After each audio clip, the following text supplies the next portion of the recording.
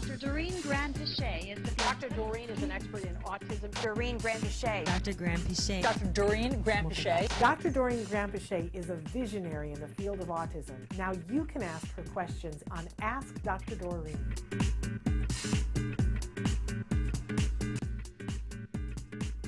Okay, we've got a parent who says they've got a 5-year-old with ASD working on functional communication, and there is all of a sudden some new aggressive behavior, hitting and pinching. And he is doing that when he is calm, and they're wanting to know what they should be doing about that. Yeah, so I think, and I know that person does have an ABA program, Dr. Great. That's terrific. So what you need to do a new functional behavior assessment and identify why he is hitting and pinching. It's very, very, I mean, unless he has pain, I can't think of a reason that he would suddenly start hitting and pinching without having a function. So in other words, there's got to be something that is leading to it. And it could be something as simple as when he hits and pinches, he gets attention. So he potentially wants attention. Or he's trying to avoid or escape from a situation. Or he really wants access to some object or some activity. So, you know, and I think I know who this mom is now, and Yep. you really do need to do an FBA. And she says they did one and they're waiting to hear back. Okay. So we just need to figure out what it is. And he does it only if it's only during telehealth, that's a little telling. It indicates that you know, there's no one there to consecrate it in any way. And by doing that, he's delaying the telehealth instruction. So you still should wait for the results of the FBA, and you should follow up and say, hey, I need the results of this FBA because we need to have a behavior intervention plan. And it really depends on the function of the behavior. Absolutely. So I love that. And as soon as you know what that is, we'll look forward to hearing that gets better. But I just want to remind for everybody that's there, this is such a foreign concept for anybody who's never done ABA before, Dr. Granpeesheh, that there's a function for the behavior. It's like an oxygen supply. And, you know, we all do this. This isn't just kids on the spectrum. This was so enlightening to me as a parent when I realized, oh, we're all engaged in behavior all the time that has a paycheck. And sometimes it's just the smallest thing.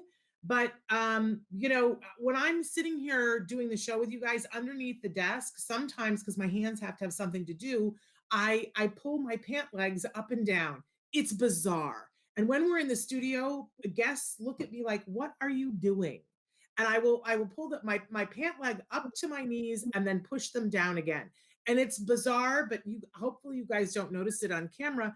But it's what I do because my hands need something to do. Sometimes I have like couches and things like that, but it starts to be on camera.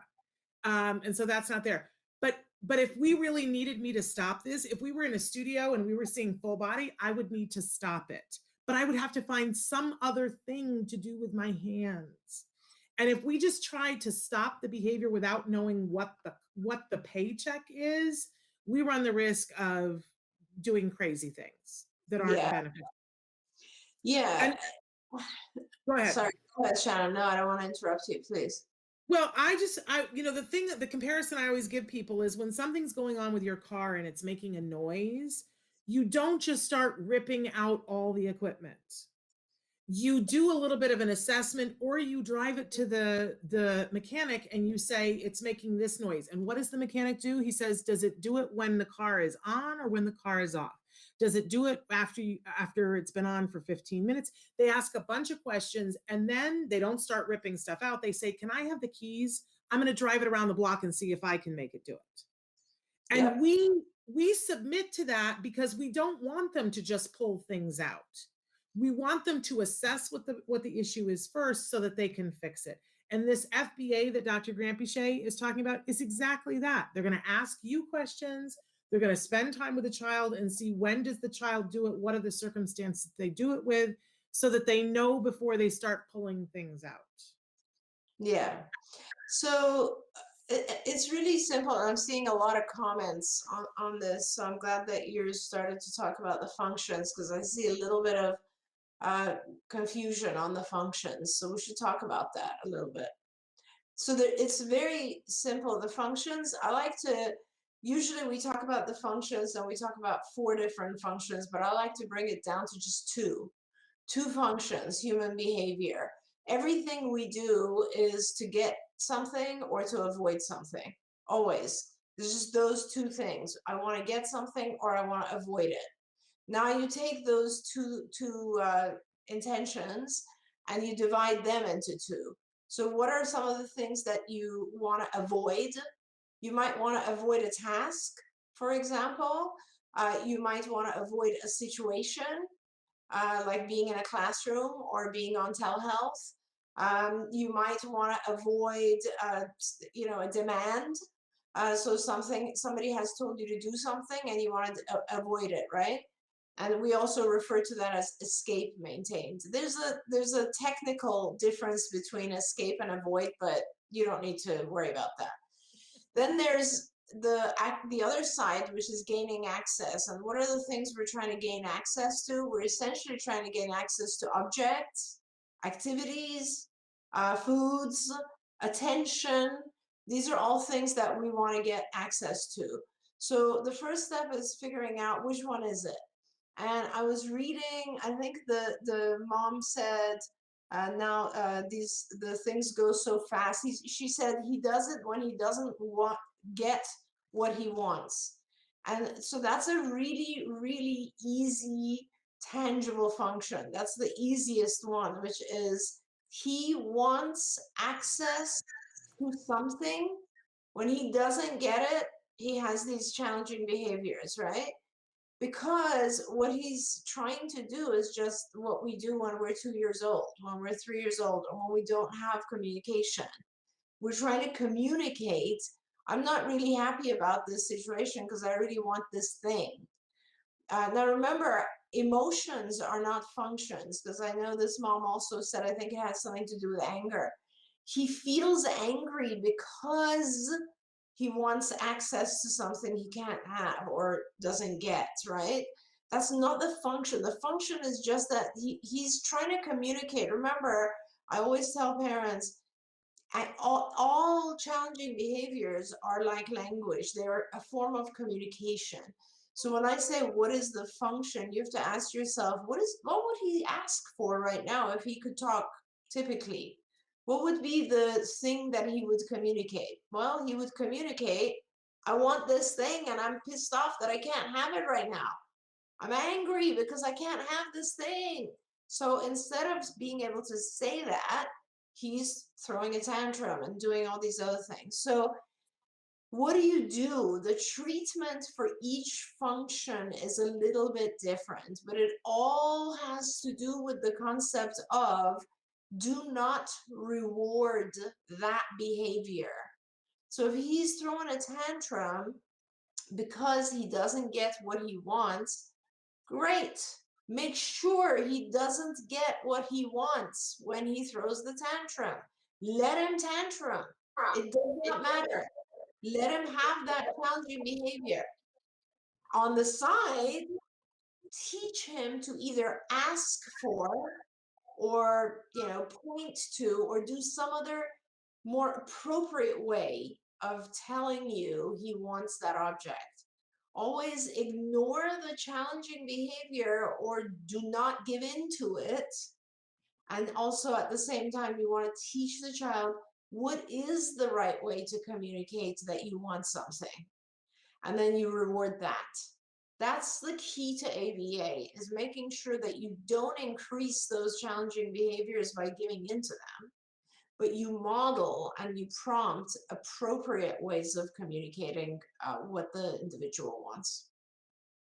And I know that mom says that, for instance, she puts away the dog and he jumps on her and starts biting her. And I just think, if we were able to narrate for the child and say, Exactly. the child would be saying, no, I want the dog. Don't put the dog away. That's not what I want you to do right now.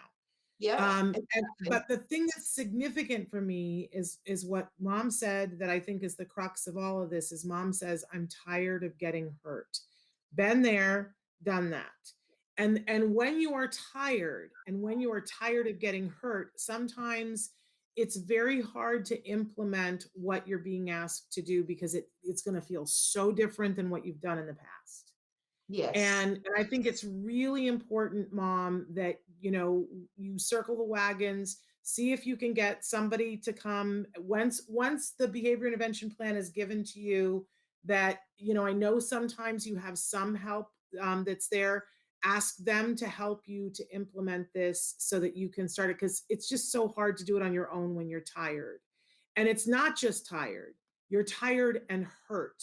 And that is and when it's your child causing it, you get upside down fast, where you Yes. start to, you don't want to tell people because you're afraid of how they'll look at you. You're afraid of how they'll look at your child. You're afraid of being judged. You're afraid of your child being judged. It gets really mentally not fun. It's Yep. like a clown car in your head. So Yeah. you're doing the right thing. You're asking for help. They've done the FBA.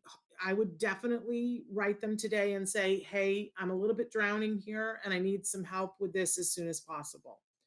Yeah. I think that that's reasonable. Let me let Very, me very.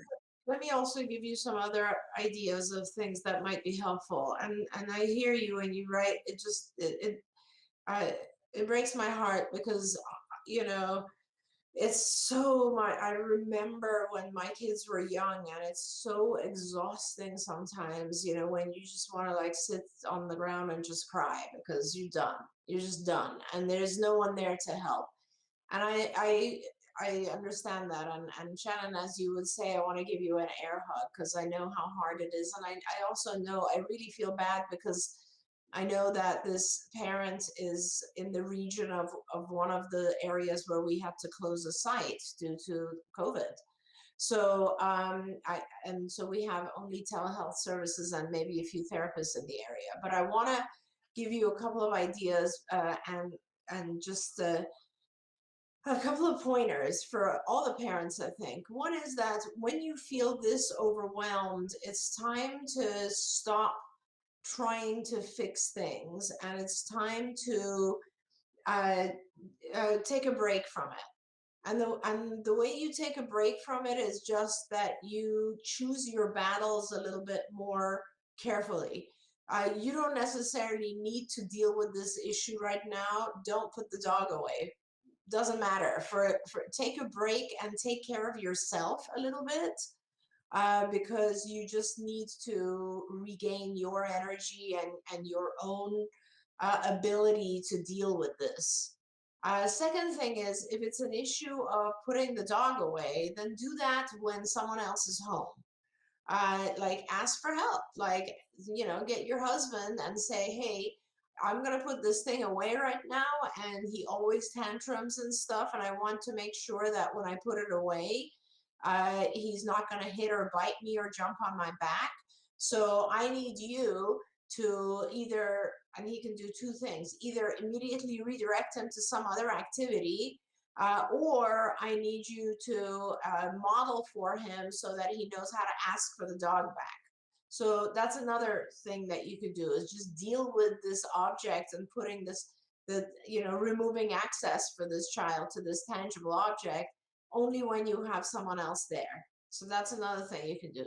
The other thing is that, believe it or not, as bad as it is, and if you could get help so that he's not hurting you, our kids very quickly adjust to schedules. So one of the things you could do is you could allow this dog, this toy, a certain amount of time. You could say you can have access to this thing from breakfast until lunch, but not after that, or the other way around.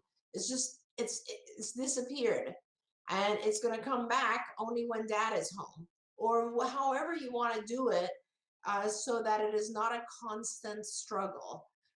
It sounds to me, just from reading some of the things mom is writing, that there's an idea that the child also has sensory needs, which is why this dog is there to begin with. And they're doing a lot of other sensory activities as well, I saw.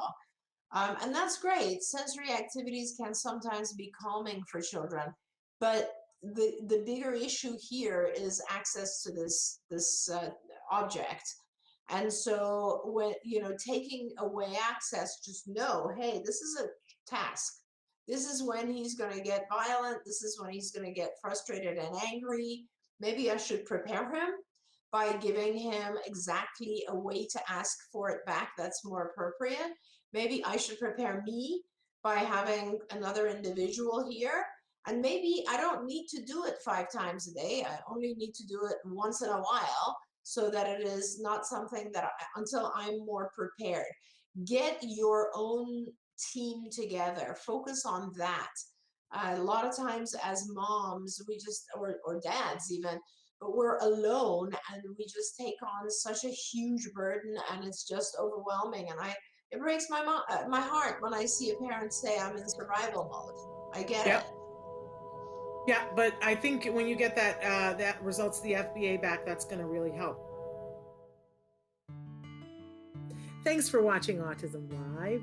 If you found anything helpful in this video, please give us a like. In fact, make sure that you smash that subscribe button on YouTube and give us a like on Facebook. You can also follow us on Twitter and Instagram for important updates. And please download our free podcast wherever you get your podcasts. See you next time. Until then, give your kiddos a hug from me and one for you too. Bye-bye for now.